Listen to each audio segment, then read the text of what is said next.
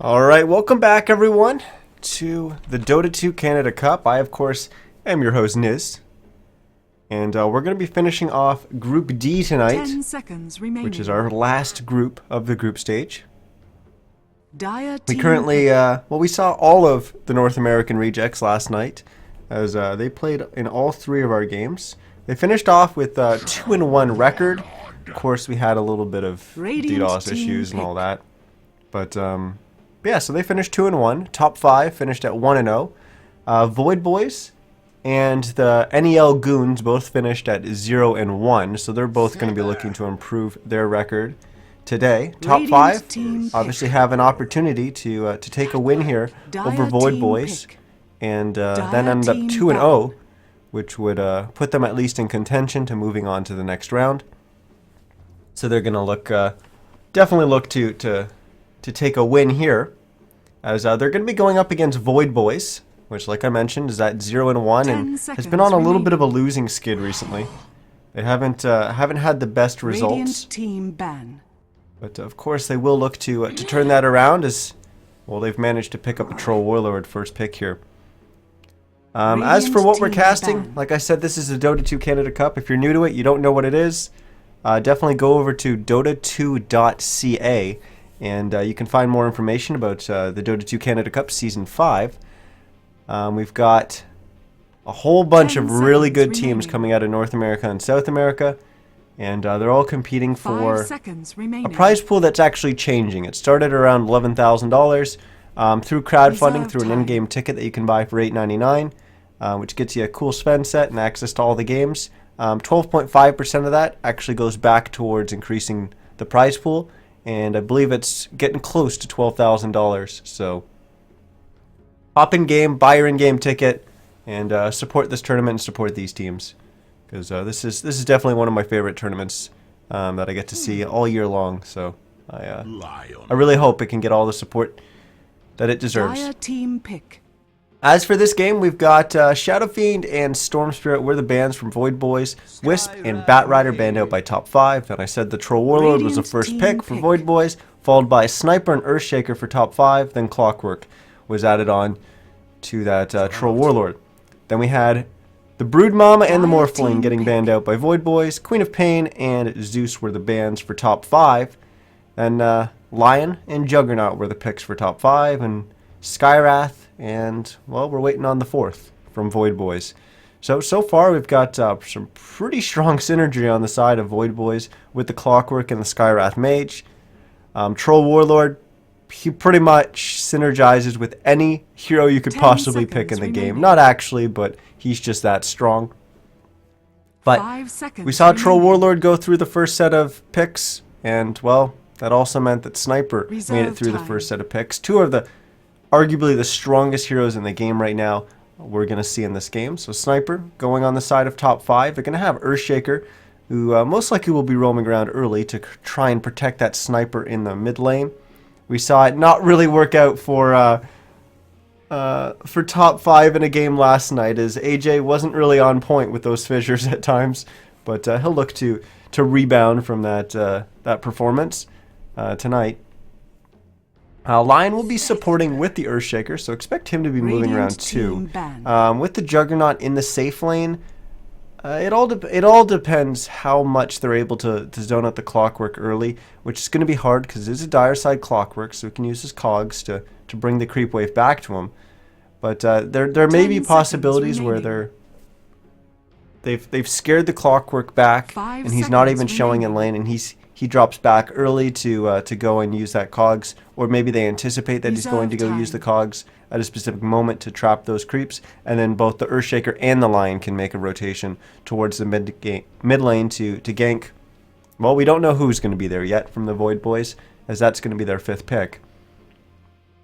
And they should be fine leaving Juggernaut for that brief moment alone in the bottom lane against the Radiant clock. team pick. But interesting last ban here coming out from top 5 is they banned out Night Stalker.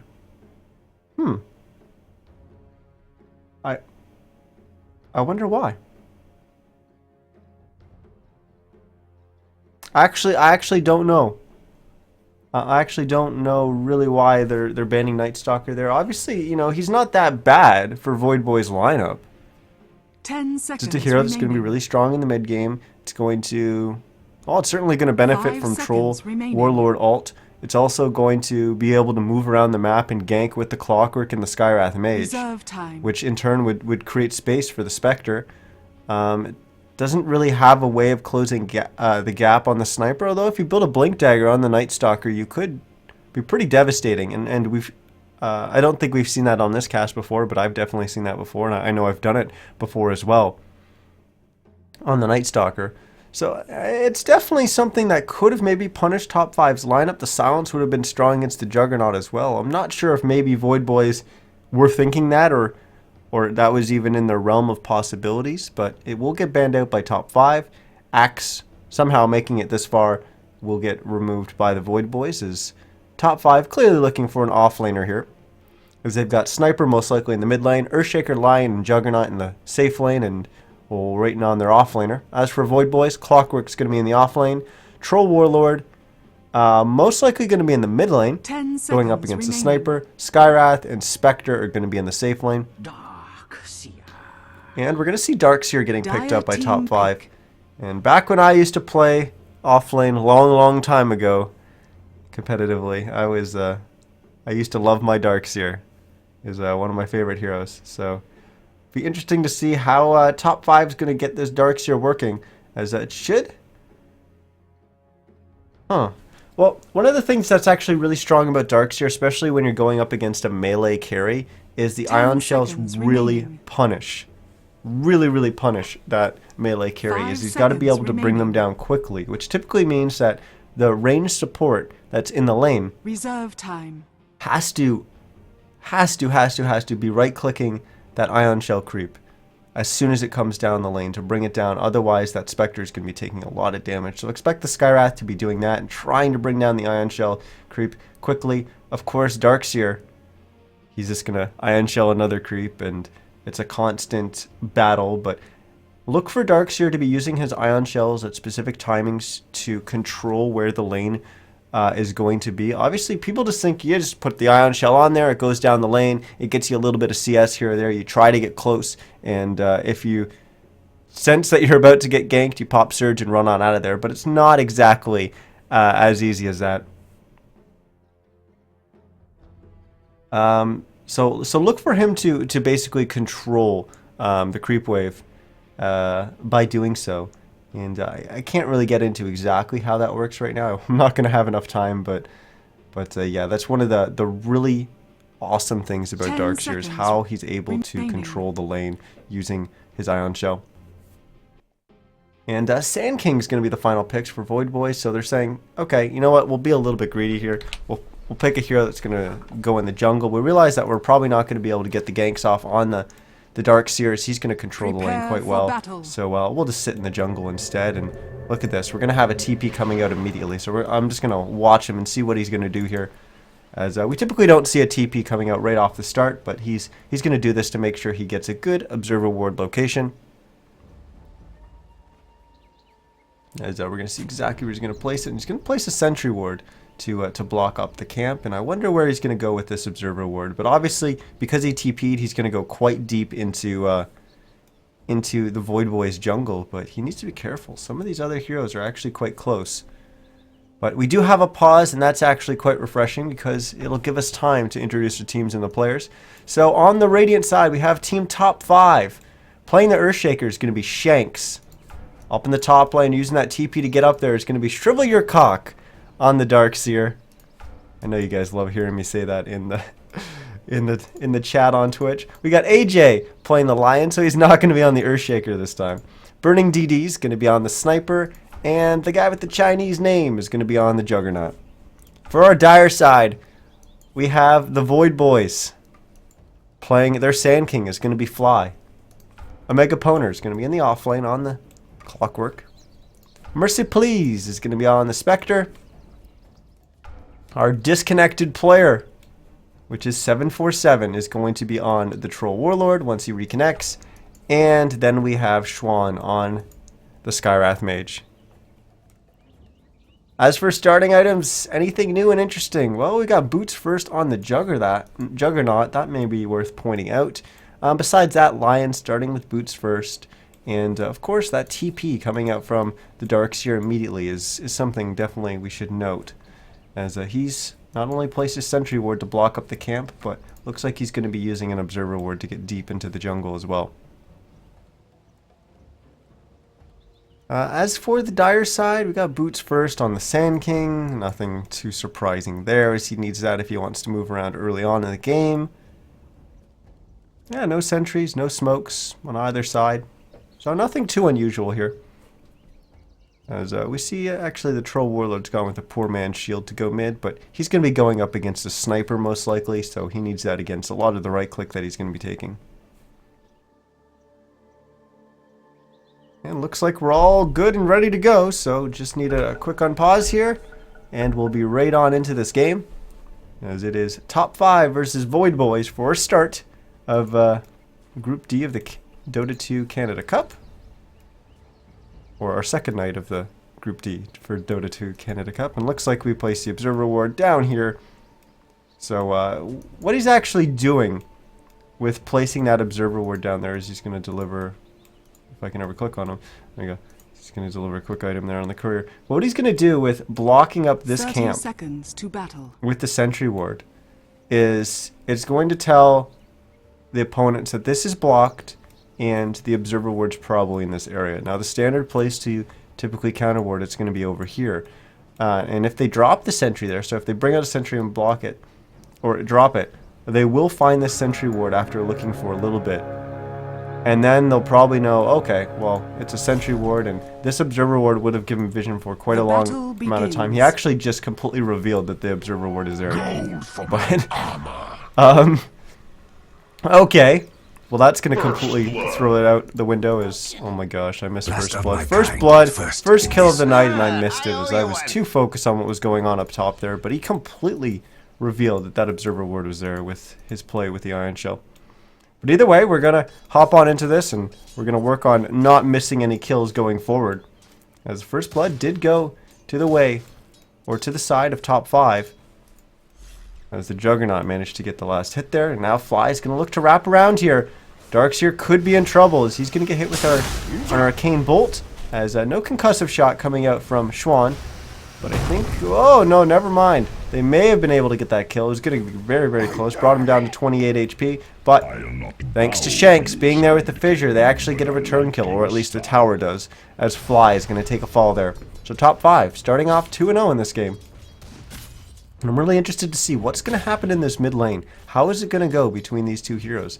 Typically, Sniper, pretty dominant in his mid lane performances, but so is Troll. And, well, what with the Troll picking up the poor man's shield, surely he's going to get right-click down quite a bit. But I think he'll be able to hold his own here. As we see right off the start, he actually pulled out to an early CS lead, but Sniper drawing that gap back as a Megaponer is going to get a kill in the bottom lane, catching out AJ.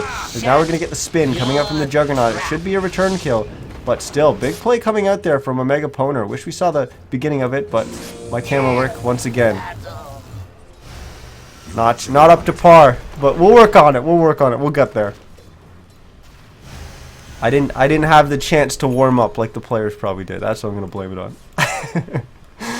Either way, we're going to have Shank sitting up here in the top lane, helping out the Darkseer, making sure that he gets a little bit better a golden XP here in the top lane, so we can play a little bit more aggressive, but we're going to see Shanks actually rotate away as he's going to make a move for the top rune, but it's already been taken by Fly. And I think Shanks just was able to see that that was an Invis rune getting picked up by the Sand King, as we're going to see Burning DD play a little bit safe, staying up here on his high ground. As he shouldn't push up too far because I'm pretty sure he knows that that Sand King is there, but oh, maybe they might go on him here. If he steps up right there, he may go. Yeah, okay, Burning DD is clearly using his positioning here to watch 747's positioning, and ooh, he knows that the Sand King is there, and now he's just going to get initiated on. Played maybe a little too greedy there. As trying to read into 747's movement, I think he'll actually be able to survive here. He's not going to take a fall, but now 747's actually in a little bit of an awkward position, so he's going to take a little bit of damage going back. No, he's not. Thought maybe Burning DD was going to take the opportunity to throw out some attacks there. But playing it a little bit safer. As a Mega Poner is going to go pick up a Bounty Rune. He's out to use a Healing Salve to get his HP pool back up, taking a little bit of harass in the bottom lane. And now he's going to step in. He's going to try to... No, I thought he was going to lay down the cogs there. It's actually quite interesting playing a Clockwork against a Juggernaut. Is that you can use your cogs to basically burn all the mana off the Juggernaut so he doesn't have enough mana to spin. See Jug just now getting enough mana to be able to spin. But that's actually one of the problems with leaving the Juggernaut up against the Clockwork is once Jug doesn't have that ability to spin, the kill potential becomes very, very low in that bottom lane. Looks like we may have kill brewing in both the top lane and the bottom lane as Shanks has been hiding here as he's going to lay down a fissure. And then we're going to see Shrivel Your Cock, go ham. Never mind. He's going to run away. He's got the Ion Shell up on himself. So he was going to potentially considering going on Mercy Please here. But in the mid lane, 747's gotten quite low. Burning DD. Oh my goodness, he was about to go down as well. But 747 just didn't have enough HP, didn't have enough damage to get that kill there. As Burning DD survived with one hit left, and Shanks throwing down that fissure, blocking off the path for Fly to go get that top rune, and now Shanks is going to be able to get the illusion rune instead. The Darkseer making his way back to the fountain, just getting a little bit of health and regen up. He's actually completed a Ring of Bassi, and so far it doesn't look like he's actually building towards mech, so that'll be interesting to see if he doesn't choose to go for that. He may actually go for the Hand of Midas route. Not a big fan of it, but you know, a lot of players make it work. So Mega Poner, he's got the 3 points into the battery assault, so not putting those extra points into flare, and this should make him a lot stronger when he goes to rotate out of the lane. And it'll actually allow him to do it a little bit earlier. The downside is he's not able to control the lane as much as he'd like to with Flare. It's kind of similar to how I was speaking earlier about the Darkseer being able to control the lane with the Ion Shell. Clockwork can do it as well with the Flare, but it's a little bit different. It's certainly not as easy, but typically when you put the 2 points into Flare, you're able to snipe a few last hits. And a Mega Poner is going to get CC'd up here. He's got the battery assault popped. He actually went on the aggressive there, but now he's just trying to juke the spin.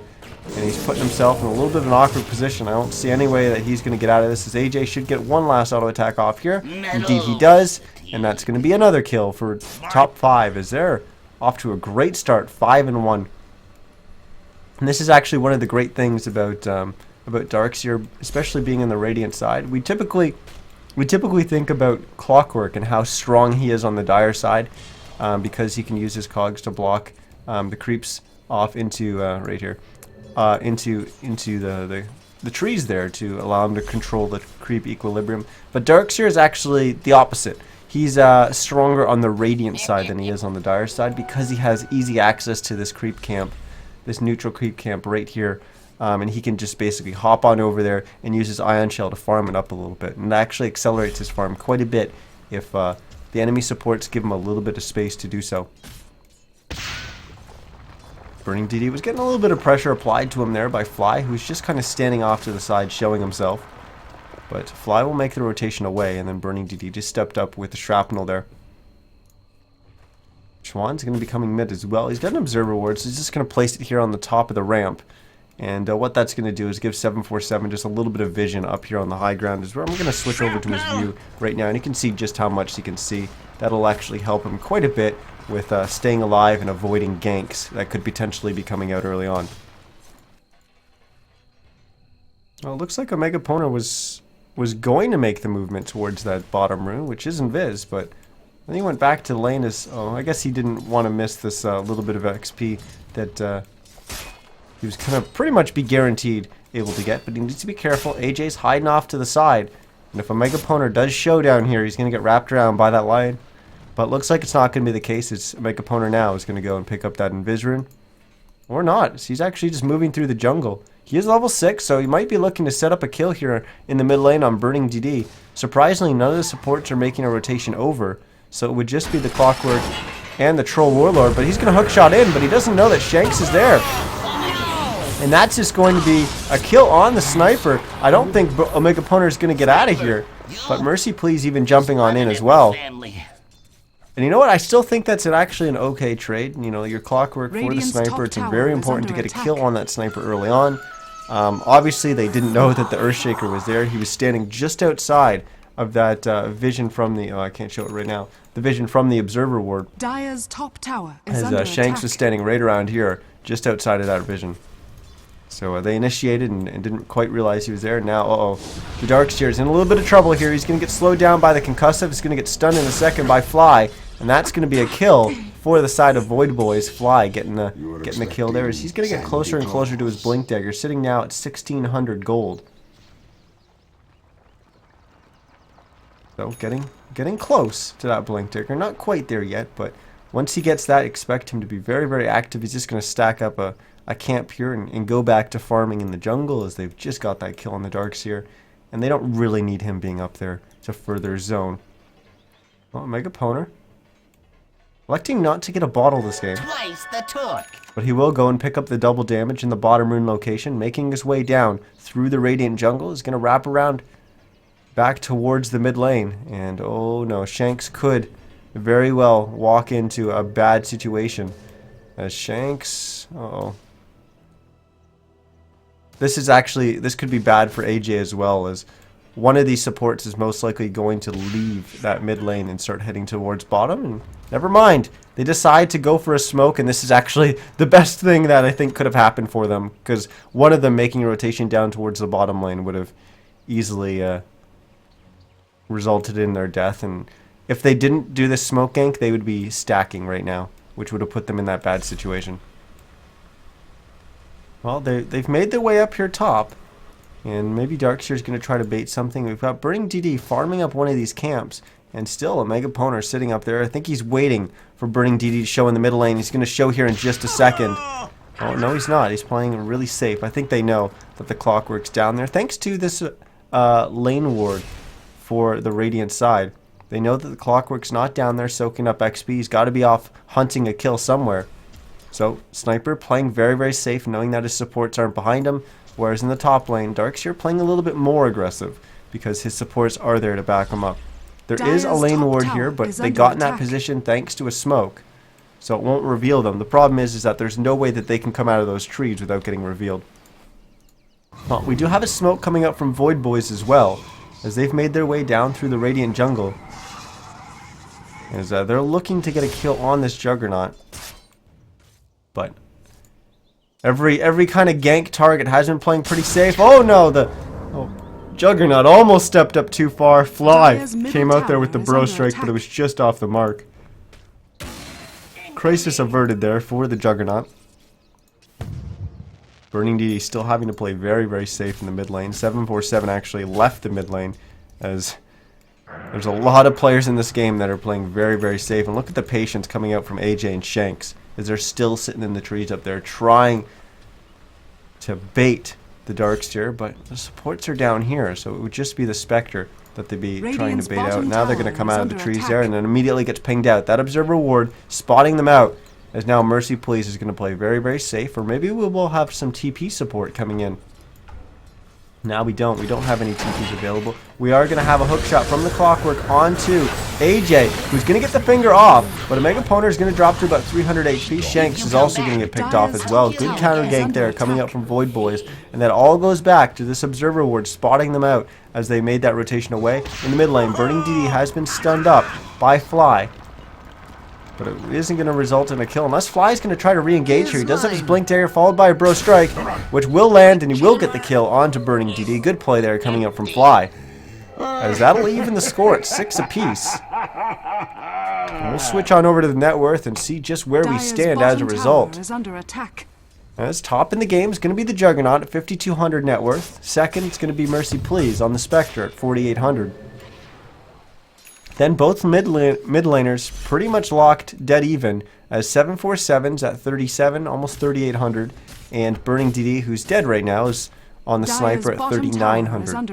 Offlaners, well, there's going to be quite a big discrepancy between the two of them, And that's actually because the Darkseer and the Clockwork need very different amounts of farm. But if you take a look at the Darkseer and compare him with the Sand King, which I think is a much more even comparison in terms of the amount of farm needed early on in the game, it's pretty dead even. So if we actually bring up the net worth for either teams, you're going to see that they're pretty even, as yeah, it's about 250 gold separating them.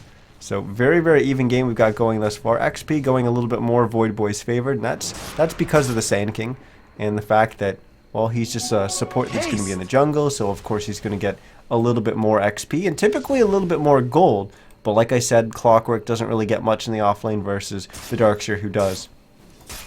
So in the end, it is pretty balanced. Now Flare flying in onto the mid lane, spotting out what's behind the sniper, but not actually spotting Shanks or AJ, as they were just a little bit outside the Flare vision range. But now the Void Boys will park themselves in the Radiant jungle, but we've got a rotation here coming up from top 5. It's AJ, Shanks, and Burning DD. Will they be able to find a kill? Fly is going to walk out at a really bad time. Fissure was actually blind, not finding the target, which was the Skywrath Mage, and in turn Shanks is actually going to go down. Hookshot's going to fly in here onto Burning DD. That's going to allow both Omega Pona and Mercy Please to get the kill there on the sniper. AJ getting the kill on Mercy Please. Fly desperately low on HP, trying to run away. The Darkseer is Surge, trying to catch up to him, but Fly uses that Blink Dagger to get further away, and he should be fine. In the end, we bring up the show fight recap. We can see just slightly in favor of Void Boys, as they managed to get 2 kills with just losing their 1. But they did lose their Spectre, so that's going to hurt them quite a bit. Radiant's middle tower but still, is under overall, attack. gold going a little bit their way. Tower is under attack. But now, top 5 will look to put some pressure on this bottom tier 1 tower. Glyph's going to be used, and rightfully so, but we do have some TPs coming in here. Mega Poner's almost there as well, but they're not going to be able to get there in time to defend their tower. Question is, will they be able to engage here? 747's right behind them, but he is invis, so he is going to be giving vision to his allies. Fly blinked forward. Not sure if that was actually visible by top 5 there for a second. Radiant's top tower is under attack. As will they look to engage here? Fly almost has his Blink Dagger back up, and indeed he does right now, so he could look to engage here. They're actually probably... Oh no, 747 has been spotted out by the sentry, and now he's going to pop the axes to try and run away. Fly with the epicenter is going to blink on in, get the Burrow Strike off onto the Darkseer and getting the kill there. Finger bringing Fly extremely low, down to about 30 HP, but he will walk away and be perfectly fine. The creep wanting to get the kill instead, but Blink Dagger will separate him from that creep. And surprisingly, Omega Poner was actually sitting there in the bottom lane farming up the creeps. Didn't come down and help out his allies there in the kill, but he will just TP to the top lane and then use his hookshot to jump onto Burning DD, and that's going to be a quick and easy kill for the Clockwork, punishing the sniper for being a little bit aggressive in his positioning there, being maybe a little too greedy with his farm. But that's exactly why you pick the Clockwork to go against the sniper, because heroes that close the gap can really punish the sniper early on. And we just saw an example of that. 747's going to go after Roche here. As well, Dire Side Roche, or Dire Side and Troll Warlord means early Roche. But he needs to be careful. There's absolutely no vision, no observer wards from either side protecting. Tower is under attack. We're spotting out the area around Roche, so if top 5 has a feeling that the Troll Warlord could be in there, they could easily make a rotation in there and catch the Troll Warlord off guard. You see, he's going to be on somewhat low HP if they were to make that rotation. Oh, Shanks. Is he going? No, he's not. Looks like this is just going to be an easy Roche. 4747, and he will gladly take the Aegis. There we go. Roche goes down. Flare flying in, spotting out the Darkseer. But he's just in the jungle. He's not really going to be too vulnerable right now. He does need to be maybe a little bit careful, because he knows that the enemies just took the Roche, and there's no observer ward protecting the entrance into the Radiant jungle here. So we need to be careful that maybe they're going to venture down in there, but probably not. Would have been pretty risky making that rotation, because you're going to end up being really deep for a kill here, and it's hard to get out of there because the tier 1 tower is still up. Oh, TP coming into the bottom lane here from the Darkseer, as they look like they're going to keep pushing and putting some more pressure on the bottom tier 2, but this observer ward spotting out that rotation from the Darkseer and immediately gets pinged out by the Void Boys. The Mega Poner is going to get caught out here by the Fissure. Never will you see my And face. surprisingly, he got really far forward in that lane, despite the fact that they had just seen the Darkseer and just seen that rotation coming out thanks to this Observer Ward. So maybe a little bit of a misplay there from a Megaponer. As most of Void Boy's wards this game have all been very, very aggressive, very far forward, spotting out these rotations. And top 5, their Observer Wards haven't necessarily been as aggressive. Most of them have actually been not really given them enough vision, or at least as much vision as Void Boy's Observer Wards have, as we actually see there's none on the map right now for the side of top 5.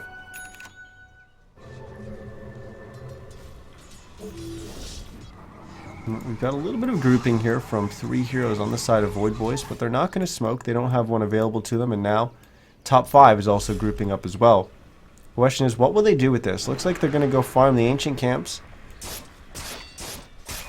Radiant's top tower is under we do attack. have this mech up on the Darkseer, but haven't really put it to good use yet.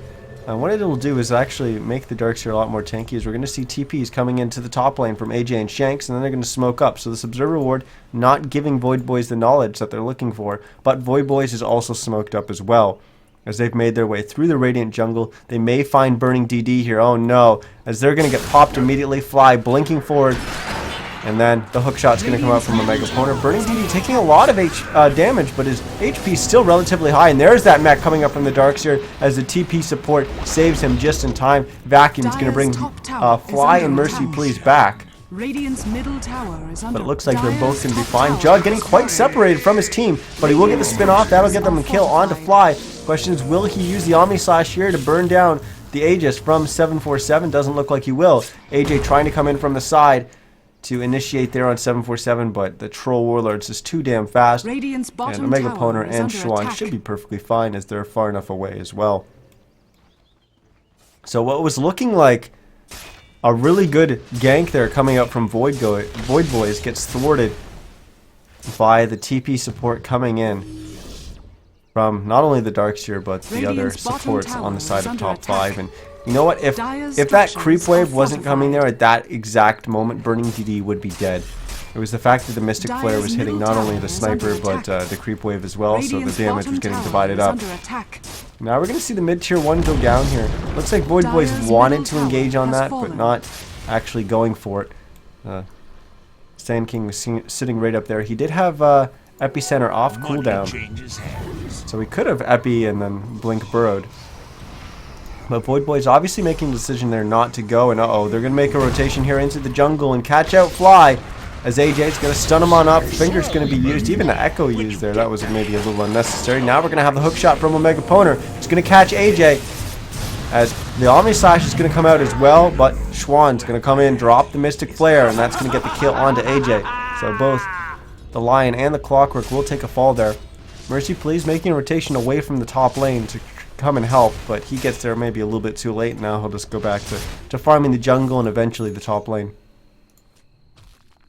Mid-tier 1 didn't get denied here by top 5. Radiant's So middle both tower teams has have been lost their denied. mid-tier 1s. Both have lost their off-lane tier 1s as well. Actually, never mind. What am I saying? Top 5 has claimed Radiant's both bottom tower is under top attack. and bottom tier 1s. That's what I was trying to say. There we go. We got there, boys.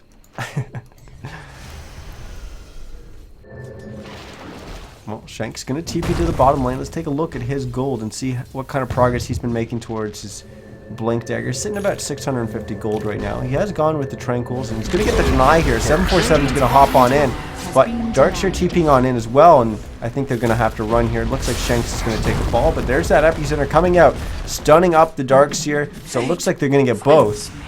Because now Shanks will try and run away, but not a chance in hell he's getting away from those 3 heroes, especially with Omega Poner coming down as well in the bottom lane. He would have been cutting him off. Dire's top tower is under attack. A good play there from Void Boys, managing to get 2 kills. They weren't able to get there in time to avoid the tower deny, but they did at least punish top 5 for denying it.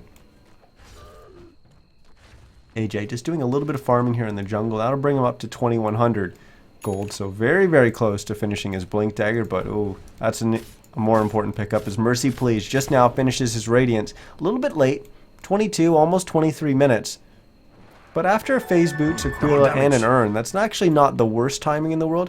Of course, you'd like it a little bit earlier, but still, that'll allow him to farm up a little bit faster. And when he gets involved in the team fights, he's going to be much, much stronger. As for Fly, sitting on about 2,000 gold here, already has his Blink Dagger and the Arcanes. So probably going to build... I mean, normally you'd build into a Yule Scepter here, I think, but with the fact that he's sitting on 2,000 gold, it makes me maybe a little bit skeptical on what his next item is going to be.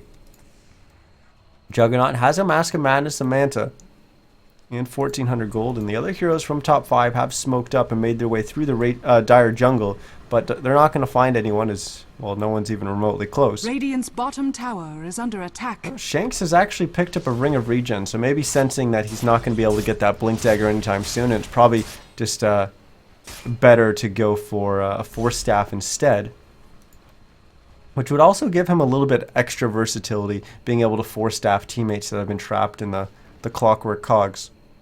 AJ has picked up that Blink Dagger, Burning DD, almost done a BKB, although hasn't shown any of its components.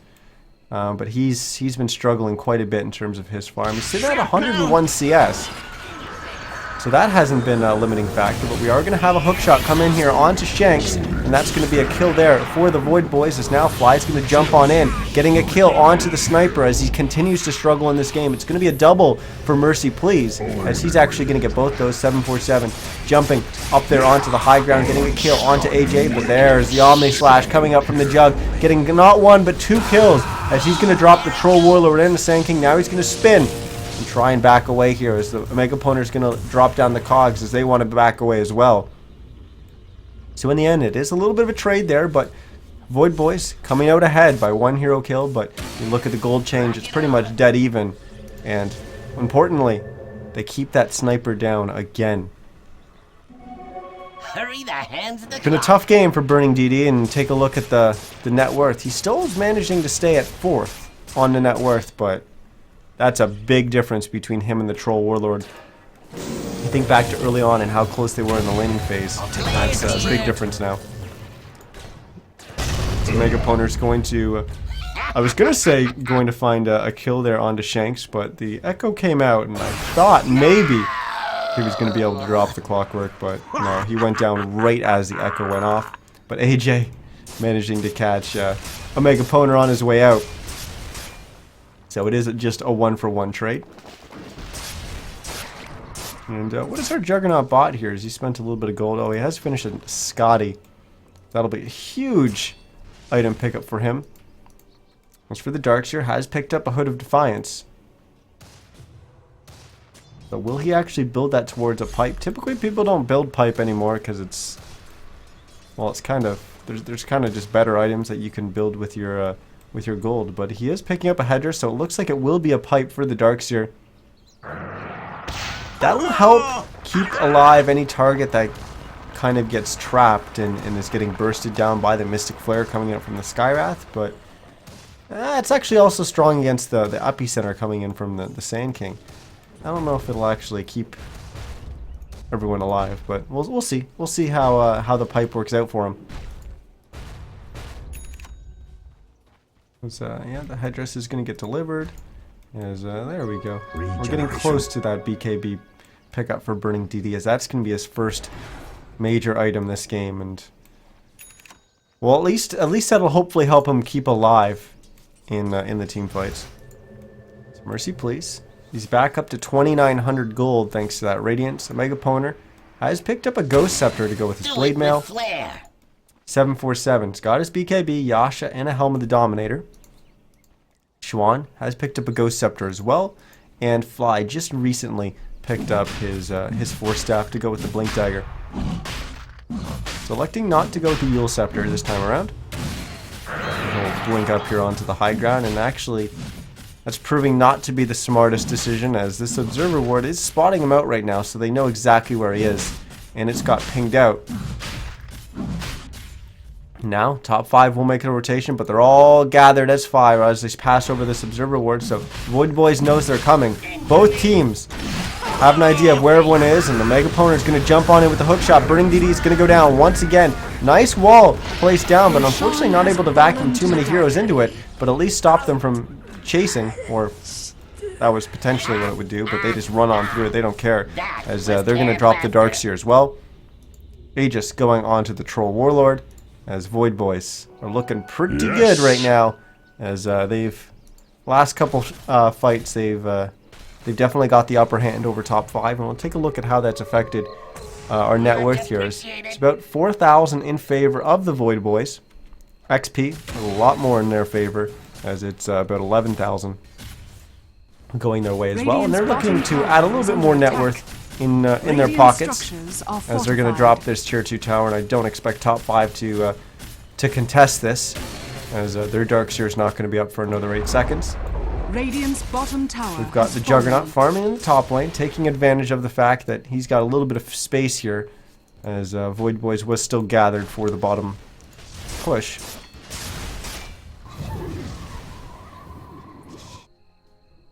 Well, now what does top 5 have to do to get back in this game? It seems like every team fight just isn't going their way. I think they really just need to find a way to keep Burning DD alive. He's got the BKB, but it hasn't worked out for him yet. Maybe finishing the Force Staff on this Earthshaker is going to be quite important. Monster kill! Oh, I didn't even see Fly on the minimap there. That was my mistake, boys. As Jug's going to find a kill, combined with AJ. Finger not used there. Omnislash not used as well. But maybe a little bit surprising that that they haven't devoted a little bit more of the farm to the Earthshaker here to get that Force Staff up, because I feel like that's the thing that's really setting them back. It's just that Burning DD just gets jumped on with the hook shot from the Clockwork, and then just dies immediately as he's trapped in the cogs. He's actually been staying alive for a little bit of time thanks to the mech. So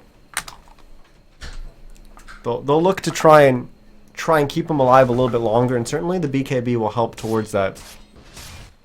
Ping's coming out to on the top tier 1 tower, as maybe Void Boys are going to look to push it. But we do have a little bit of a grouping here from 3 heroes on top 5 in the mid lane, as well. We're also going to have a TP to the mid lane from AJ. It's all going to be all 5 grouping up in the mid now, as will they look to actually push the tier 2? This Observer Ward actually spotting a few of them out, as they're going to take to the high ground here, as they will march down the mid lane. But Fly, he's up on the high ground. Epi Burrow Strike, or Epi Blink Burrow Strike, always threatening. But we do see there's still 2 minutes left on that Aegis before it's going to be reclaimed. But oof. Fly almost catching Shanks there as he was TPing away on the Earthshaker. Just barely. That TP finished in time. Now Fly will pick up a Haste Rune, and Megapona once again on the hunt. Now he'll actually go and check the ancient camps, and it says, nope. I'm not able to get there in time to block it. To little plays like that, he realized that he would have been perfectly safe to do so. Even if they went to go on him, he would have been able to hookshot to a teammate. But he at least tried to block the camp, body block the camp, so that Jug wouldn't have that extra stack to farm. But not able to do so. Now Void Boys will actually make a move for the top tier 1. As, it's only sitting at 530 HP, and most likely won't be defended here, as Glyph is not available to top 5. Of course it will be now, thanks to that tier 1 going down. But will Void Boys actually keep pushing here? It looks like they're not backing immediately. Now TP will come towards the top lanes. Burning DD arriving first on the scene. Question is, will the Juggernaut come? He's just finished a BKB. He's going to put it on the courier. He's going to fly it up to the top lane. So it looks like he's going to be TPing on in shortly. As he's taking advantage of some more space, the Dire Side Ancients, and now he's going to TP on in, deliver that BKB. And now will they engage? Flare's going to spot them out, kind of, and they're thinking better of it, so they're just going to back away. They realize that they're not going to be able to engage here. Never mind, Shanks is going to step up. He does have the recipe for Force Staff, but it is in the stash, so he's not going to have that available to him. And we're Radiant's going to top see tower Susie has getting, fallen. or 747, I don't know why I call him Susie. 747 getting quite low, but using that blink dagger to blink the assassinate. As the Aegis was actually reclaimed there, so if he didn't make that play, he actually would have died. But that's a pretty straightforward play that you can expect to have happen there. Look at the Kilo getting dropped on the ground there. Courier's going to go pick that up and go sell it for the Juggernaut. Top 5 seem to really be struggling here. Void Boys has definitely been taking it to them, running over them most of this game. Fly picking up another Staff of Wizardry. This looks like it's going to be a Yule Scepter. Of course, he could prove me wrong and go for an Egg Scepter. Or even a Necro Book, but I think Yule's is the most likely pickup out of all those. We're going to have the Jug spinning and TPing on away. They don't have any way of canceling that unless they get a bash from the Troll Warlord. But he wasn't even able to get into to melee range. Or attack range, at least.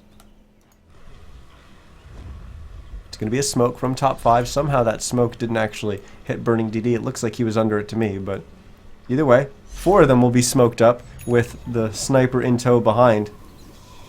As they'll look to make a play here. They'll look to retake their jungle as they're going to get their smoke popped here. As they're going to, oh no, they're going to blink forward. AJ is going to be able to get a double.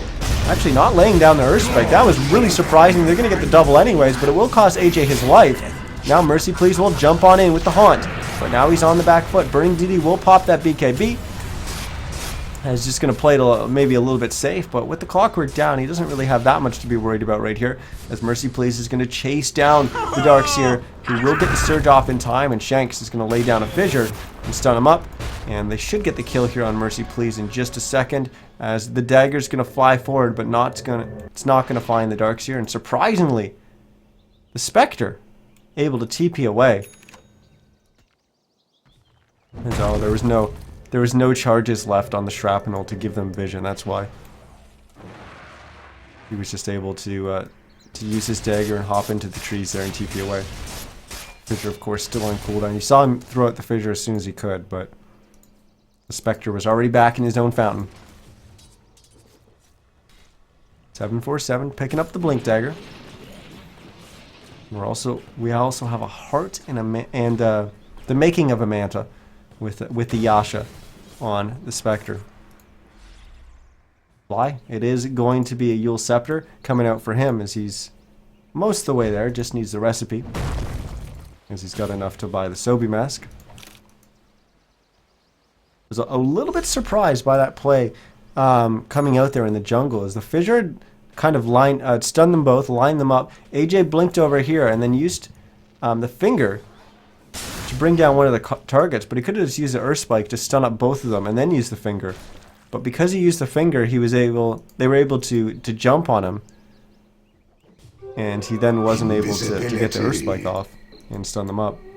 But maybe a little bit of a misplay there coming out from AJ. It did end up getting them the double kill anyways, but AJ did take a fall.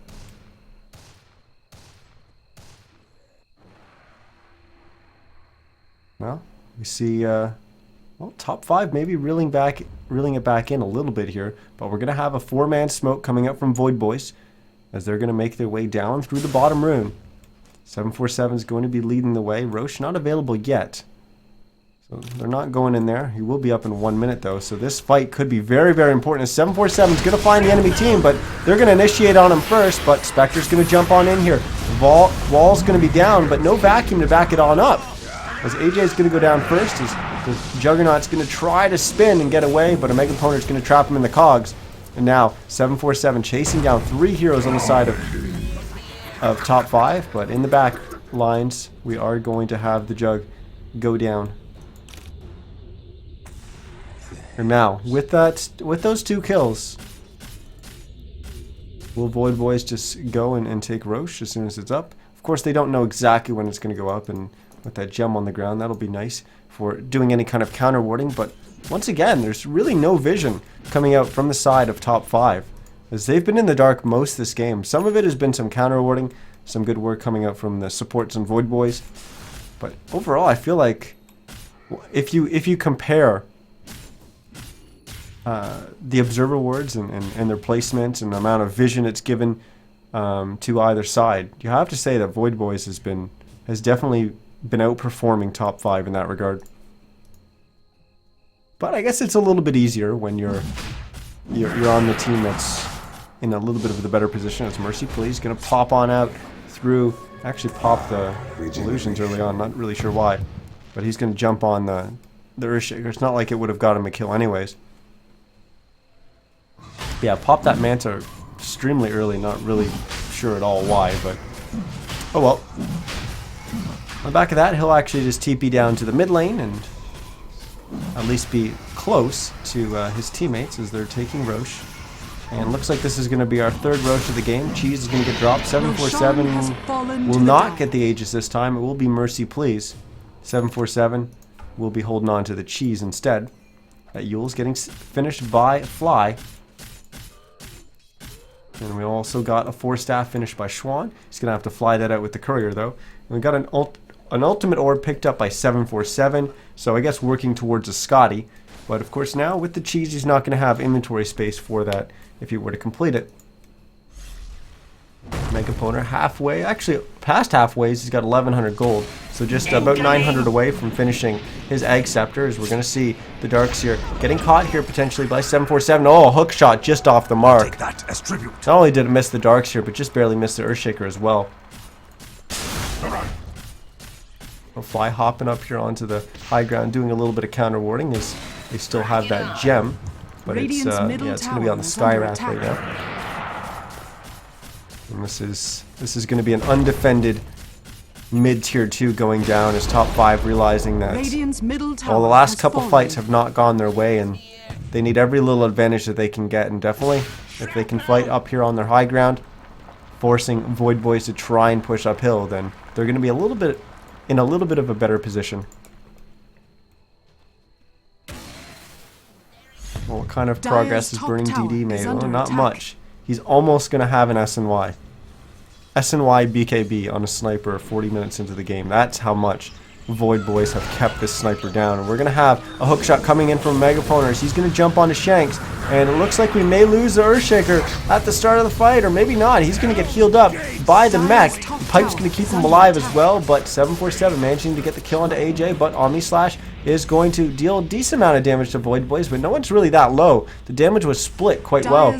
And with Omni Slash on cooldown, no Lion and no wall, this should be an easy uphill push for Void Boys. As they do still have Epicenter, as Fly's actually just going to blink up and Burrow Strike instead.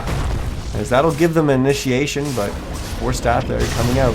And now, oh, huge Echo Slam coming out from Shanks. That's gonna get them the kill on the Skywrath, but also on the Spectre, who will respawn here with the Aegis in just a second. But, ooh, he's just next to the wall, not actually spawning an illusion. Now Void Boys will actually think better of it. I think they also thought what I thought, and that it was going to be a relatively easy uphill push there, given everything that was on cooldown for top 5, but proving not to be the case. As top 5 hold their high ground and actually didn't lose that much damage or lose that much HP on their tier 3 tower. They will live another day here.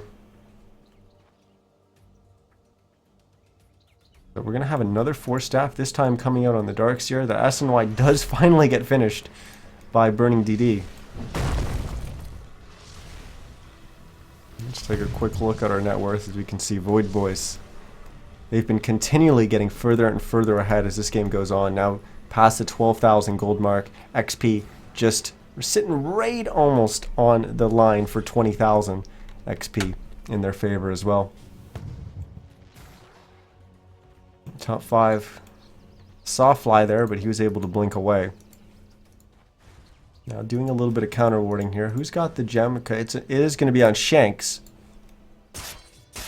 Quickly just bring up the item chart here. So if you're maybe just tuning in, you got an idea of what everyone's got. I've been pretty much going through them, and I think I've noticed every new item pickup. Despite, or besides, the second ultimate orb coming out from 747 and the Talisman of Evasion that's now on Mercy Please. But besides that, everything else is pretty much how it was a few seconds ago. But we just kind of wait for Void Boys to group and push one more time here. Megaponer now has his Egg Scepter as well on the clockwork. But with how far ahead Void Boys are, they should be able to win these team fights. You go back to that push in the mid there, and maybe it was just a little overzealous with Fly blinking on in and then using the Burrow Strike onto, I believe it was onto Shanks. Maybe just a little overzealous. Maybe they just had to kind of slow push the high ground there, given that they had the advantage, not really needing to force it. I don't know. Either way, it didn't work out for them. Top 5 was able to hold. And we hope that they're not going to sit around and wait for the next Roche, but that could very well be a possibility. So 4 minutes from now, that could be our next key moment in this game. His top 5 staying very close together here. They do not want to get picked off, and they certainly don't want their sniper to get picked off again as they're sitting in behind him here, creating a little bit of space there, so making sure that they don't show. Mercy Please now up to 23 to almost 2,400 gold. They're getting closer and closer to being able to finish that butterfly, and that's going to be pretty big going up against the sniper. Of course, he doesn't really have the gold to be able to purchase an MKB. There is the one point that should be made, that whenever you get a headshot proc, so that's a 40% chance, the procs can't be evaded. So those attacks will always land, even if you're attacking into a target that has evasion through a butterfly. Or even if you're attacking a PA or something like that. But it looks like we will indeed have Void Boys waiting for that next Roche. And that should definitely be our next key fight in this game. Doesn't look like they're going to take a shot at the high ground here, as they're just going to sit and farm. Interesting line drawn on the minimap there by Shanks, just kind of down the left side there in the trees, as maybe they're a little bit wary of them sitting in the trees. But Fly, I think he just showed right here, so they should know. And who knows what that drawing is coming out from Schwan.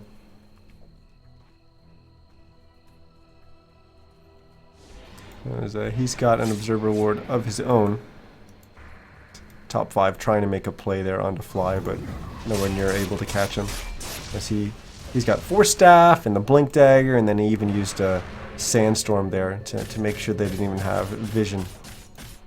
Darkster's going to TP to the bottom lane just to clean up this creep wave that has been pushed, thanks to the illusions coming out from the Troll Warlord.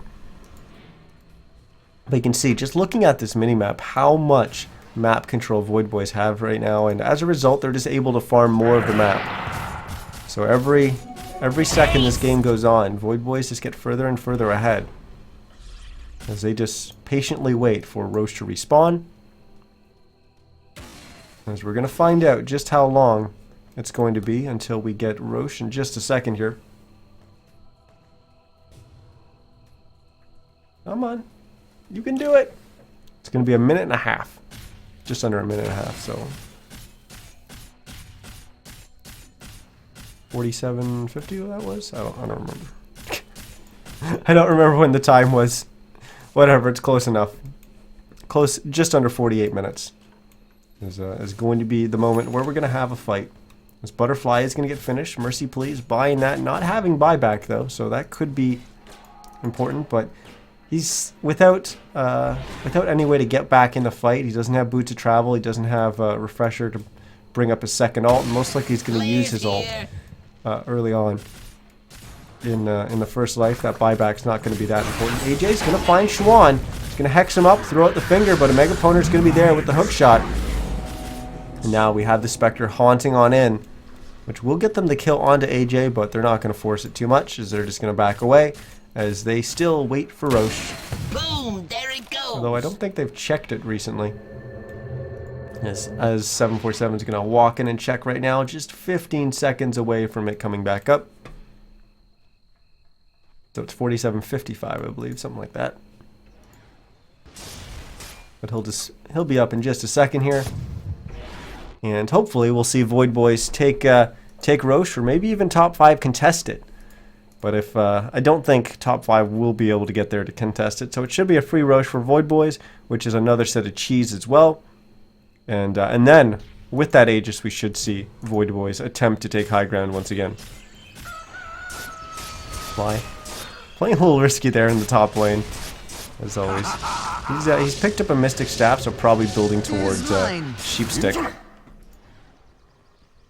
What else do we have in terms of item pickups? I don't think anyone on the Radiant side has really made any item progression. That's Mask of Madness is pretty new on Burning DD, I think. And nothing new coming up from the Juggernaut. Roar Dire side, nothing new on that Troll Warlord. Sky's been holding on to that gem for a while. We got a Vitality booster picked up by a Megatoner, so maybe working towards a heart. But don't really expect anyone to make any real major item pickups here. Just besides the Sand King, as most are going to be holding on to their gold, making sure that they have enough for buyback, especially on the side of top 5. Well, we are going to have a slight pause here as one of the players needs to take a quick trip to the bathroom, and I'm actually going to take a quick break as well to take a sip of water, as this one's been a little bit of a long one. We're 49 minutes into this game, so just bear with me for a second here.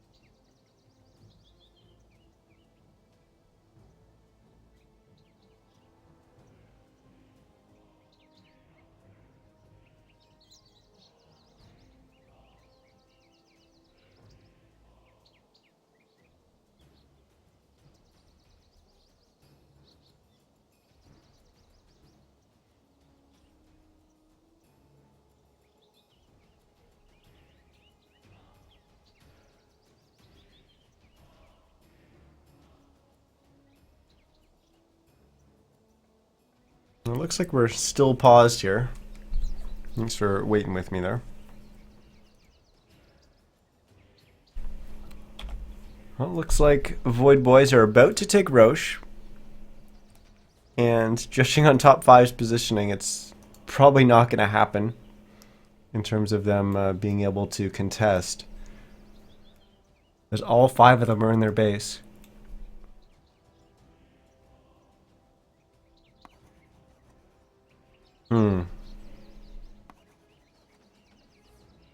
A little bit of drawing and planning on the minimap there is top 5.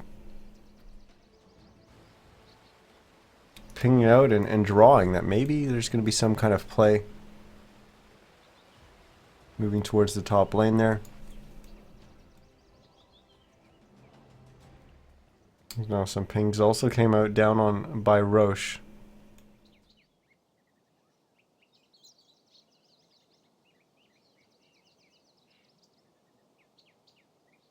Top 5 kind of spotting out, saying, hey, Void Boys are going to be doing Roche. What are we going to do about it?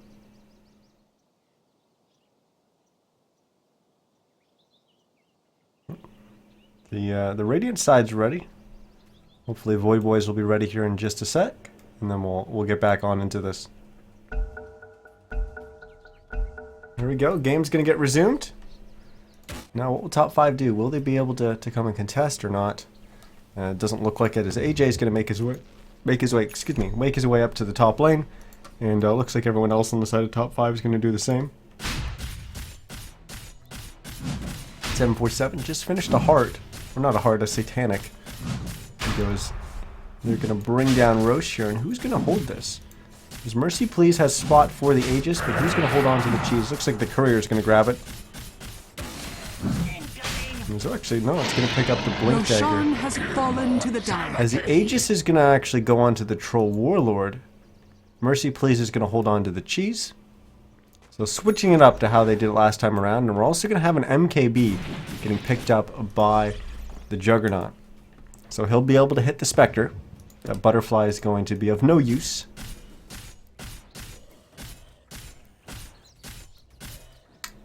So now, the Void Boys, they're just checking up onto the pillar there. He's still using the gem on the Skywrath Mage. Of course, we've got one on the side of the top 5 as well. As the Earthshaker's going to be holding on to that. But you see AJ jump on to flies, so they finally catch out the Sand King. But Mercy Please has hopped on in with the Spectre, and Shanks using that Force Staff just to get out of range, but the Flare will catch him.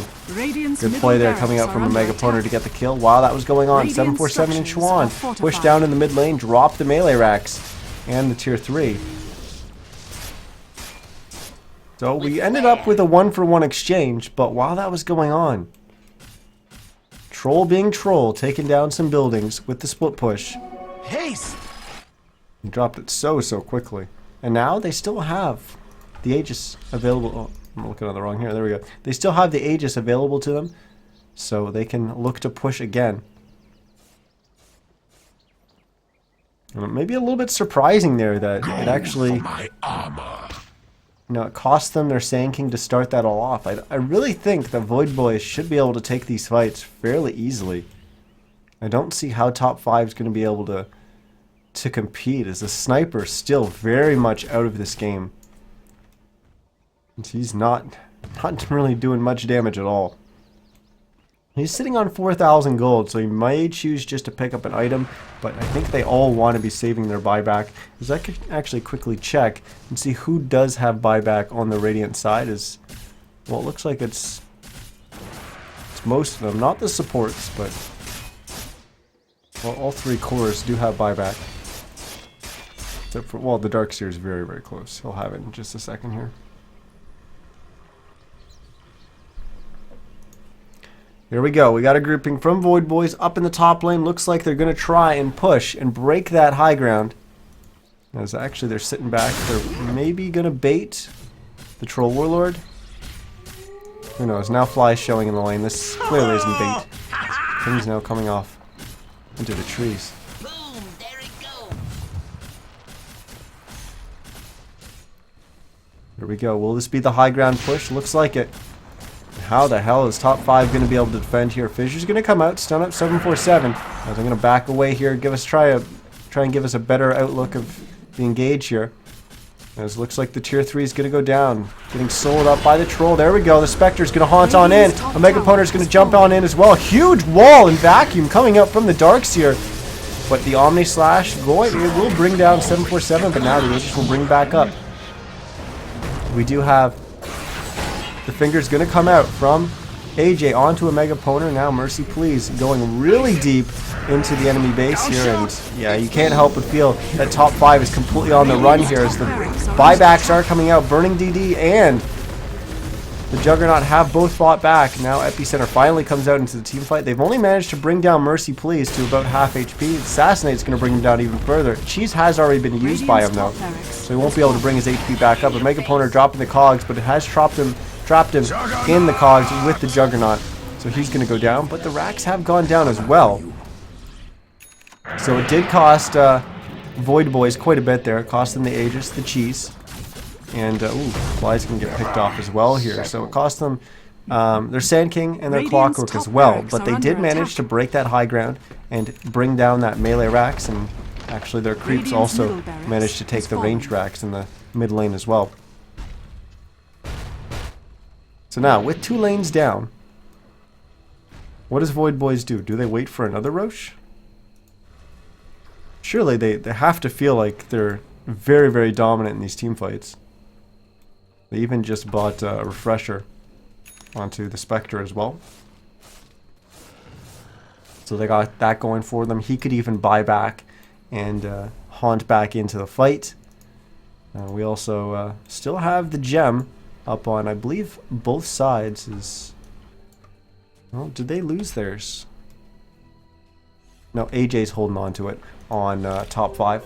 Invisibility. So both teams still have their gem. We even have a BKB just picked up by the Darkseer as well.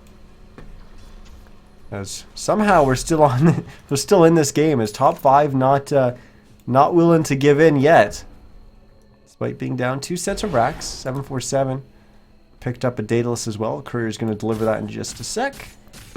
And he's going to send his illusions to the bottom lane and keep pushing down there as well. Well, Burning DD unfortunately had to buy back, which meant a bunch of that gold has gone away, but he has picked up an ultimate orb, so in the end I think he actually ended up with more gold. Is he sitting on another 2,000 gold? Is that going to be a Scotty with the ultimate orb, or maybe a Manta? Unsure. As the split pushing continues from the side of Void Boys, it's not really looking to commit to anything. Supply keeps farming. There are 2 minutes before we find out when Roche will be back up.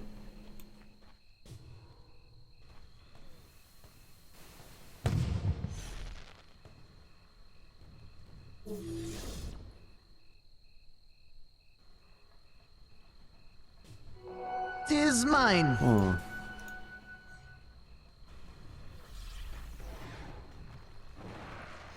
You can't help but feel like, how is top 5 going to get back in this game?